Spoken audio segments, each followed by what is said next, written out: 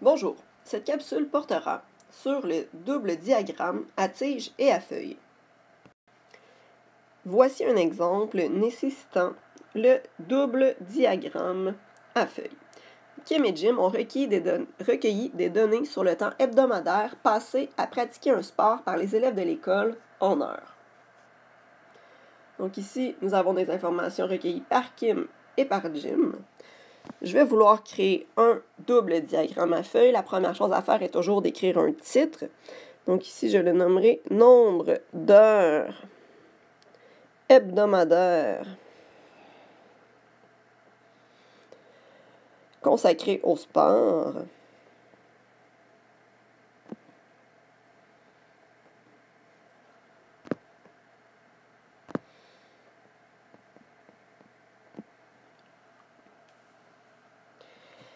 Et dans mon diagramme, puisque j'aurai deux entrées différentes, ma tige, je vais la créer dans une colonne. Et de chaque côté, je vais écrire les informations de chacune des deux personnes. Donc, les données de Kim d'un côté et les données de Jim de l'autre. Donc, si je reviens à mes informations et que je regarde, la plus petite donnée de Kim est 3 et la plus grande 15. Toutefois, nous avons certaines informations qui sont des nombres décimaux. Par exemple, 3,5. Nous allons donc considérer les unités comme étant la tige et la partie décimale comme étant les feuilles. Je vais donc écrire les valeurs de 3 jusqu'à 15 comme tige. Donc, je vais juste effacer ici. Donc, de 3 jusqu'à 15.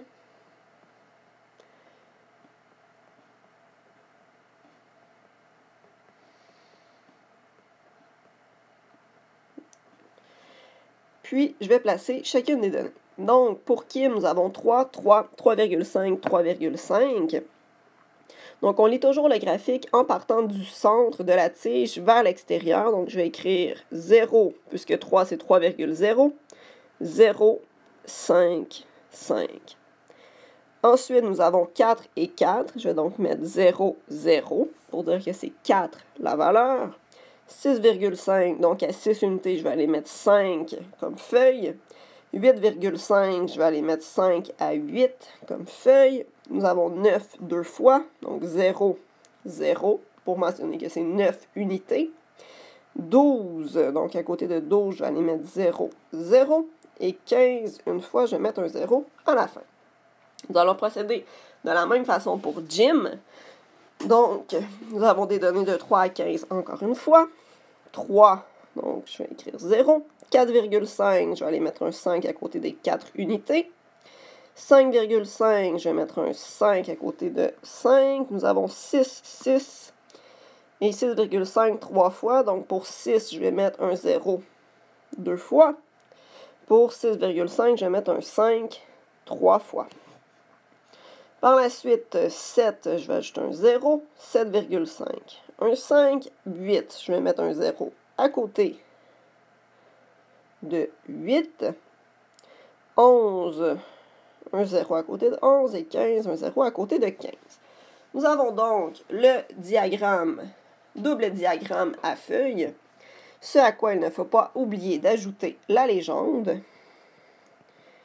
Et cette fois-ci, la légende sera en deux parties. Nous avons à écrire une légende pour la lecture des données de Kim et une légende pour la lecture des données de Jim.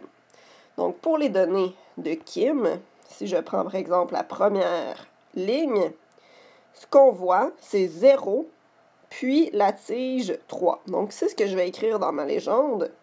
Je vais écrire 0 et je mets mon 3 entre deux lignes. Donc, 0, 3 signifie 3 heures. De l'autre côté, nous avons Jim. Donc, pour Jim, nous lisons le 3 en premier qui est dans une colonne, suivi du 0, et nous écrivons signifie 3 heures aussi. Donc, lorsque nous faisons notre légende, nous pouvons choisir n'importe quelle ligne du diagramme tant que nous utilisons les données qui sont tout de suite après la tige. Maintenant, dans ce diagramme, nous pouvons nous poser la question, lequel des deux élèves a recueilli les données les plus homogènes? Donc, ce qu'on constate, c'est que les données de Jim sont presque toutes entre 3 unités et 8 unités. Nous avons seulement 2 valeurs un peu plus loin, alors que les données de Kim sont très variables, donc sont plus éloignées. Nous pourrions donc dire que Jim a recueilli les données les plus homogènes. Nous pourrions aussi demander quelle est la valeur minimale et la valeur maximale recueillie par Kim à partir du diagramme. Et la valeur minimale, c'est 3. Et la valeur maximale, ce serait 15. Nous pourrions aussi vous demander l'étendue. Donc, l'étendue, c'est l'écart entre la plus grande et la plus petite donnée. L'étendue ici serait 12. Merci.